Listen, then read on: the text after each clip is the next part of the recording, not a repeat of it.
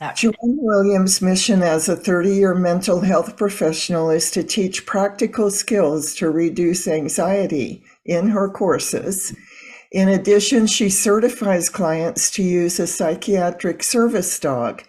And finally, her one-on-one counseling sessions focus on understanding why they have anxiety and what to do in specific situations to reduce anxiety.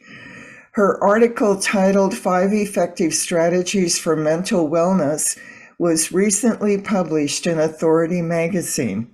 Congratulations for that, Joanne. Oh, thank you so much. And Joanne, you were literally taught to be anxious in your child. Do you mind sharing a Yeah. little bit about that? Oh, not at all. I think it's important for listeners to hear that or to because I didn't know any different. I grew up in a family that it was just anxiety was pervasive. I didn't know that my mother's excessive filing and putting on tags and having things in order and rigid ways was anxiety. And so I just thought that's normal, right? So I developed, well, many of us in the family develop many kinds of anxiety disorders through it.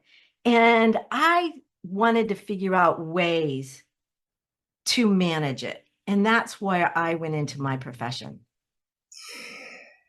It seems like so often we, as counselors, coaches, we end up in this field because we're healing ourselves, first of all. So you emphasize the importance of trusting oneself. How old were you when you began learning to trust yourself? And what difference did it make in your anxiety level? I think that's been a constant process my entire life because I also had some traumas and when that happens, that erodes trust so almost completely. You don't trust yourself, you can't trust your thinking, creates self-esteem issues, and then you don't trust the world outside of you.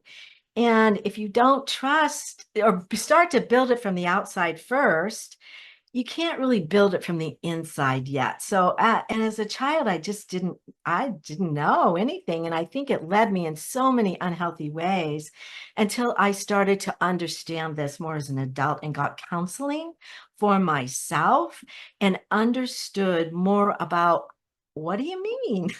Trust myself. Because I really did not even understand that concept.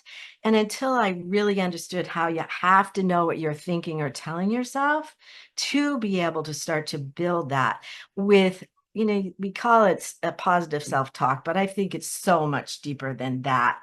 It's just a concept that's huge that has to be built within. It's a gut level trusting, isn't it? Excuse me. It really is. And it's funny, even I was doing this meditation today about with it, and even this newer version of trust came out, like trusting like the universe will provide. I mean, it was another level of that came to me. I'm like, wow, I feel like I work on this stuff all the time, but there was a new level. There's never really an end to No, work there is not. ourselves. Would you please explain the alignment formula? Sure, I'd love to. I was trying to come up with an easy way or an acronym even to kind of remember some steps to be able to align, because alignment means to me that, if you have a mission, let's say, like mine is about helping people with anxiety, to align with that mission means it's kind of your whole vibe, your whole way of being has to resonate in a way in alignment. Because if you're saying negative things to people or being mean, that's not in alignment for me with being able to get to my mission to help people. So that alignment formula really is about noticing what you're thinking first. Mhm. And you've got to listen and listen what you're telling yourself to align then with the emotion that creates. So then Yeah. the behavior follows. So that's why I call it alignment, because you've got to align not only your thinking that creates the emotion that then will go into the behaviors you act and then your life mission. You know, as a pet lover, what role does your dog play in relieving anxiety? A huge one. I learned about first, it was emotional support animals that we could take on the plane with us about 13 years ago. And I had a little dog with me, and he was like stuffed under the seat though. And he was anxious. I was anxious. And the stewardess came over and said, "Do you know there's a program that if you get a letter from a mental health professional, you could have your doggie on your lap the entire time? And I think it would help both of you fly with less anxiety." And I had been a therapist at that point for 20 years, never knew about. There's actually 3 laws. And so that's when I started certifying people. Now it's just for housing to have an emotional support animal, but I certify people to have a psychiatric service dog. They can fly with them, be in housing, or have them right on your lap the entire time to fly.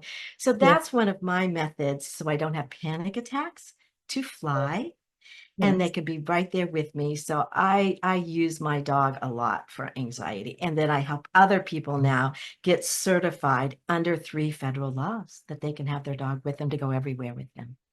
I had never heard of that. I have flown with a small dog, but as you said, he was stuffed in a carrier under the. I know.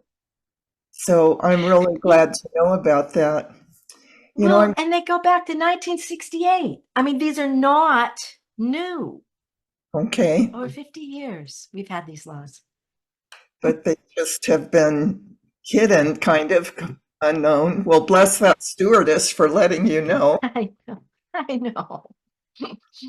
I'm going to go back to something you said before. It seems so simple, but so few people know that their thoughts are the source of their feelings. How do you teach this concept to your clients? And I'm telling you, I teach this to every single client, because most times when people come in, they just don't realize that the source, basically, of whatever's going on in their anxiety. I came up with this phrase yesterday that I started asking clients: what are you holding on to that you're ready to let go of? And that leads right into, what are you holding on to for a thought that's creating whatever situation, anxiety, depression, whatever, that you're ready to let go? Because that's what I feel like therapy is about. How do I let go of some of these old patterns to repattern them, and with the alignment formula? Because if you're not noticing, you're telling yourself when you're going to fly, "I'm going to die," the plane's going to crash, then there's not much you can do. But if you're ready to let go of that, what else could you say to yourself? "Oh, I've been through a lot of situations. I can handle this." That's a new thought that will create a calming feeling. And so you can get through many more situations. So it's really kind of a standard that I use to work with people, and they get it. "Oh, I'm telling myself this. Oh, no wonder I feel Yeah. so anxious in situations." It's difficult for some people to learn to identify their thoughts. They're just aware of their feeling. They don't realize the thought is creating the feeling. And yet we Yeah. can switch thoughts instantly. Yeah. Yeah. And with the alignment, you can go either way too. If you want to just start with if you can notice the feeling, "I'm scared, I'm anxious," then look, what could you be telling yourself? Because that's what I work with people a lot of times, with like flying or panic attacks, because we are telling our something that's are feeling, anxious to the point of accumulating anxiety to a flash of panic. Then what are you telling yourself? So that's where even some other techniques like the 4 and 8 breathing come in, because doing that technique, you can bring yourself back to zero and then change that thought. But when you're in that spiral of anxiety or that emotion, you cannot think and feel at the same time. So it can stop you from progressing and bring you back to zero to really repattern that. So describe that breathing technique for us. Okay. Oh, I'd love to. I tell you, I teach this to every client too. It's called the 4 and 8 breathing technique. And foreign vagus nerve breathing technique because these medical researchers were looking for a technique, inhale, exhale, that would stimulate the vagus nerve because when the vagus nerve gets, it'll send out a calming chemical into every major organ, and it takes a minute. And all you have to do is breathe into your nose to the count of 4, breathe out your mouth to the count of 8. You do about 5 rounds is 1 minute, 2 minutes they recommend to start with, and you'll literally feel your shoulders go down. You'll feel the relief. You can feel that calming chemical going in. And so when you can do that, I have a lot of people that have driving anxiety. And so before they get in the car, they breathe to get into the thought, I got this. I've done this before. Even as I merge into traffic, I can do this.